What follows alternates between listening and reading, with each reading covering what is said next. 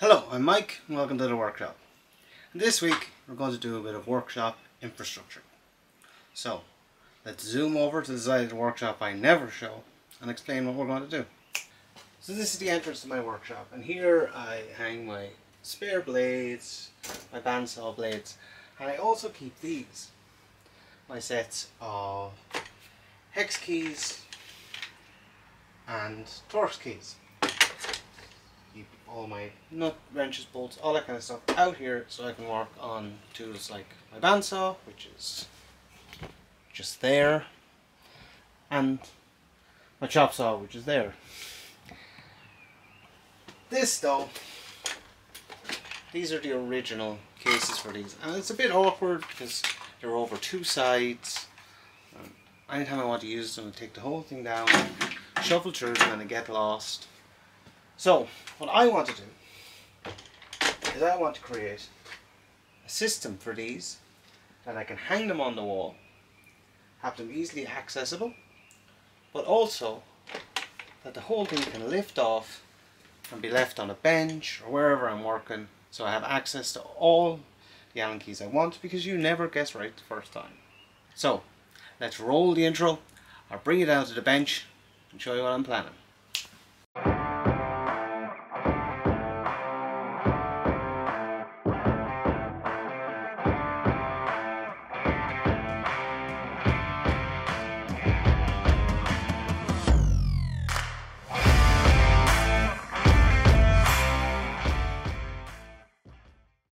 So here's the basic design. So the idea here, as I said, is that it'll be something that can store the Allen keys and the hex keys, but also it's something I can easily take off the wall, leave down when I'm working area, so I have access to all of them. So this is the design I then came up with. So we have a block that holds our Allen or our hex keys, and a base, and then on the back we have a French cleat. Now this is a very easy way of dropping stuff off and on, and very handy for doing any workshop stuff. So just to basically explain how a French cleat works. And let's say you have a wall here, you want to hang a unit or you want to hang something on it. You put a piece of material on the wall with an angle that's facing up here. Then on the back of whatever you're hanging, you put a piece of material with the opposite angle. This is normally 45 degrees. And a little block down here that'll keep it the same. And then you simply drop that in on top, and your unit will hang then off that cleat system. And it'll be very secure because it can't raise up past the angle, and it's easy to drop it in and drop it off. Not like that's drawing work, but let's get to it. So off screen, I've already been doing a little bit of prototyping here. So I know the spacing I want and the depth I want. So it works out here that about a 20mm spacing is enough to have space to drop these in and out easily and use a minimum amount of space. I also know then that the furthest part back that my handles go in either two is 90mm. So with that information, the first thing I'm going to do is cut the block. So I start out by marking the finished size of the block, and I'm also going to add some curves to the side here just for aesthetics. It's important that I have all of this marked in first, so when I'm transferring the hole spacings from my rough template, I don't put the curve too close to a hole. Then it's only a matter of trimming it up at the chop saw and the bandsaw, and then I'll transfer all of those holes and start boring them.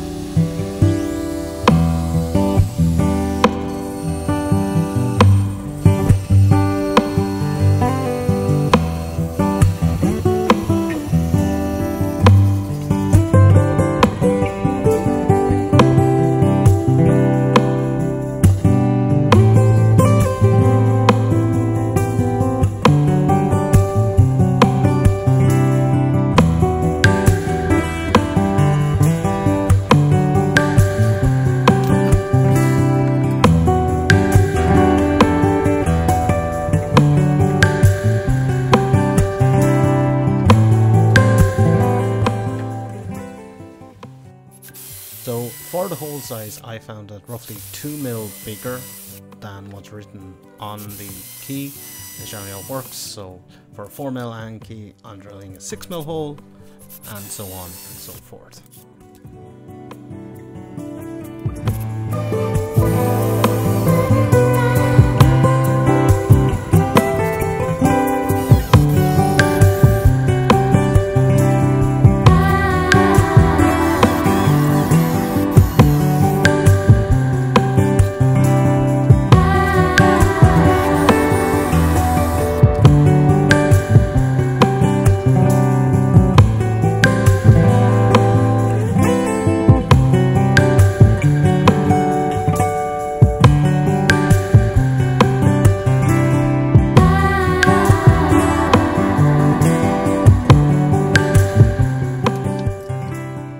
With all of those checked, they just drop in and pull out like I want. I just countersink all the tops just to make it easier for me to drop them in when I'm using it. That done, then I just finish up shaping the top using the bandsaw and the belt saw.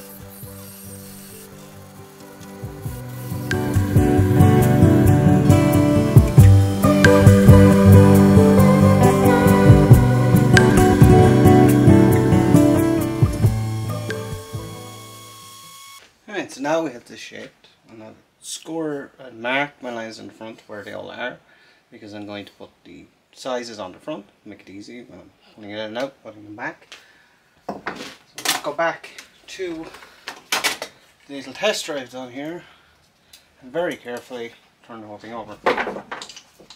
That wasn't as dramatic as I thought it would be. So the next step is to make the feet. And obviously for that, I just need to know how far it's coming down. I don't want to go too far, I'm going to make it bigger. So if I press these down, I can see the longest is obviously this one. So 130 is more than enough. So I'm just going to cut a bit of ply to make that. So I just salvaged some ply here from my old shoulder cutter jig. If you'd like to know how to make a better version of this, there's a card up in the right hand corner.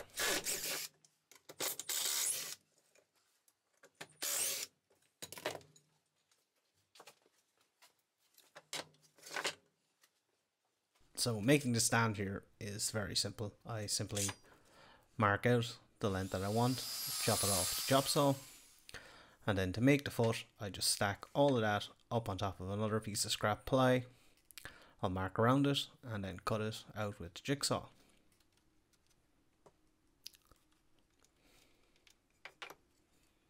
And all them bits together, then I start assembling. And when I make things like this for the workshop, I tend to not glue them.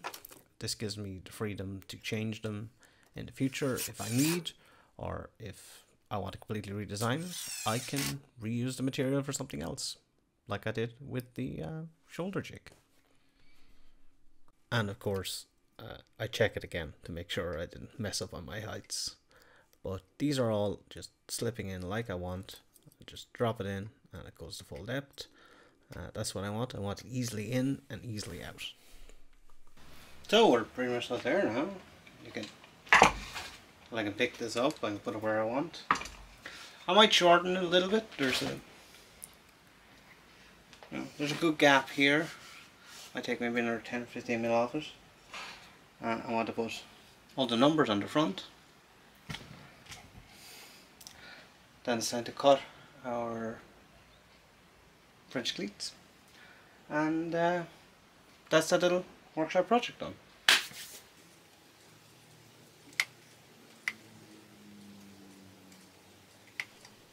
Have you noticed a mistake yet? Yeah. Cue video magic in 3, 2, 1, and now. As I explained earlier, French cleats are very simple. You have one piece that goes on the wall with the point coming up, and then a matching piece that goes in the back of your unit with the point going down. But they're just flips of one another. So the simplest way to do this is to just put a 45 on one piece and then cut it and turn it around.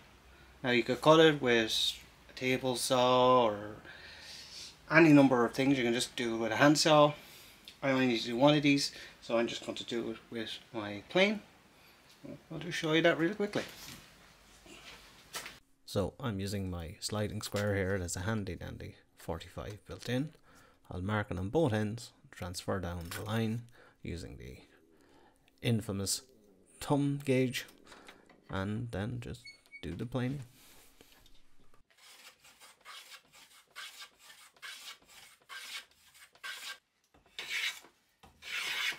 Whew. That will make you sweat. So that done, I just chop one end off. You turn it around like this, you get your French cleat. So your thing slides down like that on it. So unscrew this part to the wall, this part to the back of my thing, and I want to get a piece that's the same thick as this to balance out. Let's go do that.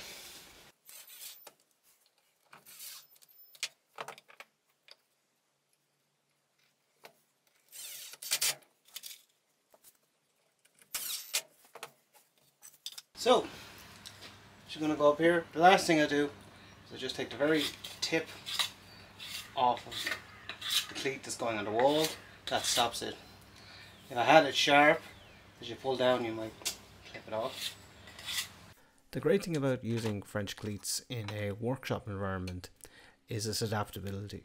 So I'm just using it for this particular holder, but I could run several runs of the angle piece on the wall, and that would allow me to just keep making different holders and jigs and moving them to where I need them without any fuss. Allows you then to keep moving your space as required. That works. Hang it up when I don't need it. It's as strong as houses. Now I'm going to just lift it off. They're all at a usable height. But of course, like I said, I don't just have these. So, and I've always wanted to do this. Here's one I prepared earlier.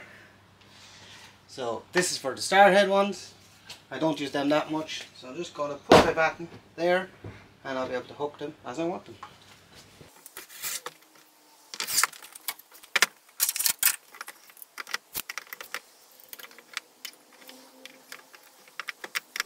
So that's the end of this week's video. As always, thank you for staying to the end. I hope you got some ideas on how to make a similar jig for your own workshop. If you enjoyed this, make sure to like, subscribe and all that fun stuff, and absolutely do try this at home.